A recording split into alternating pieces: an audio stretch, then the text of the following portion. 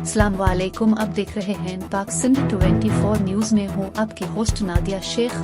खबर शामिल करते हैं। कराची से रिपोर्ट कर रहे हैं शाहिद मेमन। शुहदाए झटपिट मार्केट की 10वीं बरसी के मौके पर लियारी अवामी महाज के ज़ेरे एहतमाम चाकीवाड़ा चौक में हर साल की तरह इस साल भी मोमबत्तियाँ रोशन करके 12 मार्च 2014 में झटपिट मार्केट बम धमाकों में 19 ख़वातीन शहीद हुई जबकि 42 ख़वातीन जख्मी हुई थी। उन्हें खराज अकीदत पेश किया गया। तकरीब से तरक्की पसंद शायर लियारी अवामी महाज के सदर ईसा बलोच और जनरल सेक्रेटरी अब्दुल खालिक ज़दरान ने खिताब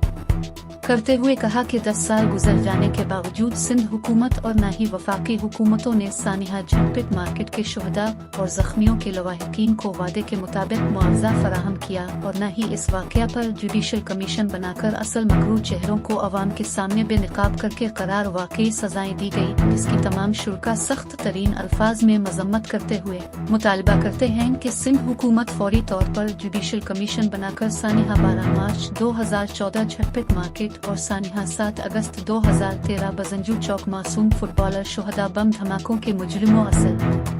मकरूह चेहरों को अवाम के सामने बेनकाब करके करार वाकई सजाएं दी जाए और दोनों सानिहात में शहीद और जख्मियों होने वालों के लवाहिकीन को हुकूमत सिंध अपने वादों के मुताबिक फौरी मुआवजा फराहम करे।